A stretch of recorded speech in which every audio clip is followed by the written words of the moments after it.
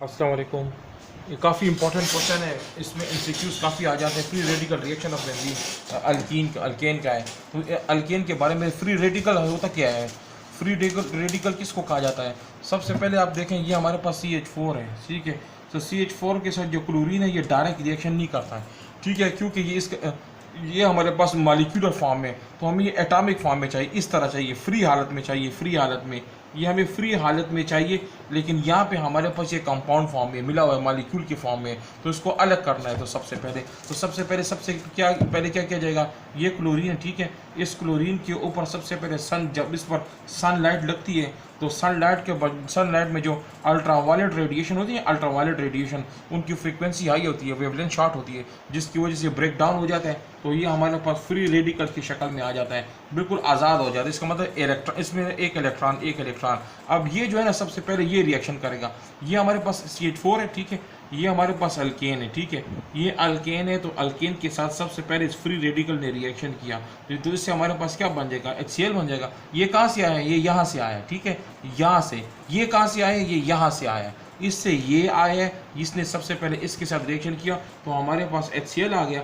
HCl जब आ जाएगा तो हमारे पास क्या बच जाएगा, ये हाइड्रोजन आ जाएगा, ये भी हाइड्रोजन है, ये भी हाइड्रोजन है, तो हमारे पास ये मिथाइल ग्रुप हो गया, ठीक है, मिथाइल ग्रुप। अब इसके बाद नंबर 2 अब जो है ना, अब ये वाला जो है ना इसके साथ रिएक्शन करेगा, तो क्या आ जाएगा, ये क्लोरीन इसके साथ रिएक्शन किया, तो आपके पास क्या मिथाइल क्लोराइड आ जाएगा। ये एक कार्बन है ना, ये एक कार्बन, इसके साथ 1 2 3, तो 3 हाइड्रोजन वैसे लिख सकता हूँ इस तरह। इसके साथ ये आगे कौन है, इसके साथ ये क्लोरीन है, तो इसको मैं ऐसे भी लिख सकता हूँ कि एक हाइड्रोजन इधर भी है, एक हाइड्रोजन यहाँ पे, एक हाइड्रोजन यहाँ पे, एक यहाँ पे, और एक क्लोरीन यहाँ पे। ये जो है ना, ये इस सफ़ा में भी लिख सकता हूँ।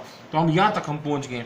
तो इसको कहते हैं क्लोरोमीथेन। अगर एक क्लोरीन हो ना, तो उसको क्या कहा जाता है, उसको क्लोरोमीथेन कहा जाता है, ठीक है। अब मिसाल के तौर पर ये हमारे पास एक क्लोरीन है, ठीक है। अब यहाँ पे एक हाइड्रोजन है, एक हाइड्रोजन है, एक, अब इसको क्लोरोमीथेन कहा जाता है। अब इसका मैं रिएक्शन करता हूँ, अब ये इसके साथ रिएक्शन कर सकता है, ठीक है, क्योंकि ऑलरेडी अंदर क्लोरीन मौजूद है, तो अब ये इसके साथ रिएक्शन कर सकते हैं। ये जाएगा और इसके साथ रिएक्शन करेंगे, तो आपके पास क्या बन जाएगा, HCl बन जाएगा। जब ये जब इसके साथ रिएक्शन करेगा तो HCl बन जाएगा, तो ये यहाँ से ख़त्म हो जाएगा, यहाँ से ख़त्म हो जाएगा, तो यहाँ पे क्लोरीन रह जाएगा, तो ये क्लोरीन जो है ना यहाँ पे आ जाएगा, तो उसका जवाब क्या आ जाएगा, Cl हो जाएगा। यहाँ पे भी Cl आ जाएगा, एक हाइड्रोजन यहाँ पे, एक हाइड्रोजन यहाँ पे। इसको कहते हैं डाइक्लोरोईथेन। इसको क्या कहा जाता है,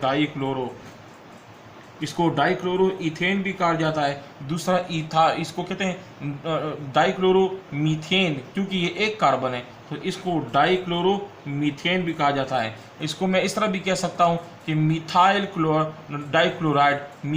डाइक्लोराइड भी मैं कैसे कह सकता हूँ। अब हम यहाँ तक हम दो क्लोरीन तक पहुँच गए हैं। अब आगे जाते हैं, 2 क्लोरीन तक हम पहुँच गए हैं। तो फॉर एग्जाम्पल एक क्लोरीन यहाँ पे, एक क्लोरीन यहाँ पे है, ठीक है। अब मैं रिएक्शन को कंटिन्यू करता हूँ, ये अभी ख़त्म नहीं हुआ है, तो इसमें हमने तब तक रिएक्शन करना होगा जब तक ये चारों तरफ क्लोरीन ना आ जाए। चारों तरफ एक जाएगा, ये जाएगा, आप इसमें दोनों रिएक्शन करेंगे, आपके पास HCl हो जाएगा। इसका मतलब है ये भी यहाँ से ख़त्म, ये भी यहाँ से ख़त्म, तो ये दोनों यहाँ से ख़त्म, तो ये क्लोरीन इस जगह पे आ जाएगा। तो हमारे पास कितने क्लोरीन आ गए, एक क्लोरीन यहाँ पे, एक क्लोरीन यहाँ पे, तो हमारे पास 3 क्लोरीन हो गए। ये 3 क्लोरो को कहते हैं इसको कहते हैं ट्राईक्लोरोमीथेन। तो इसको ट्राईक्लोरोमीथेन इसलिए कहते हैं कि 3 क्लोरो मौजूद है, लेकिन इसका सबसे अहम जो इम्पोर्टेंट नाम है उसको क्लोरोफॉर्म कहा जाता है। क्लोरोफॉर्म, इसका मतलब है बेहोशी के लिए, यदि बेहोशी के लिए एनेस्थीसिया के तौर पर, MCQs के तौर पर बहुत ज़्यादा इंपॉर्टेंट पॉइंट है। MCQs के लिए सवाल आ जाता है ये क्लोरोफॉर्म का फार्मूला क्या है, तो ये क्लोरोफॉर्म का फार्मूला याद रखना है। तो इसका मतलब है हम यहाँ तक पहुँच गए, 3 क्लोरीन है, ठीक है। अभी क्लोरोफॉर्म का फार्मूला दोबारा टाइप करता हूँ कि ये भी क्लोरीन है, यहाँ पे भी क्लोरीन है, यहाँ पे भी क्लोरीन है, तो ये हमारे पास क्लोरोफॉर्म है। मैं इसका दोबारा क्लोरीन के साथ रिएक्शन करता हूँ, मैं तब तक रिएक्शन करता जाऊँगा जब तक रिएक्शन मुकम्मल न हो जाए। अब ये दोनों आपस में रिएक्शन करेंगे, तो आपके पास क्या बच जाएगा, HCl बच जाएगा। तो ये क्लोरीन कहाँ आ जाएगा, ये क्लोरीन यहाँ पे आ जाएगा।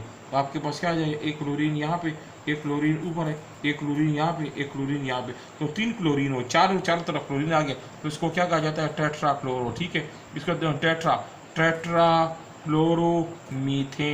टेट्राक्लोरोमीथेन, ये स्ट्रक्चर आपने याद रखना है, ठीक है। इसका मतलब है कि आपने ये रिएक्शन जो है मुकम्मल कर दिया, ये आपने कंप्लीट कर दिया। आगे करना है आप, नेक्स्ट करते हैं आप।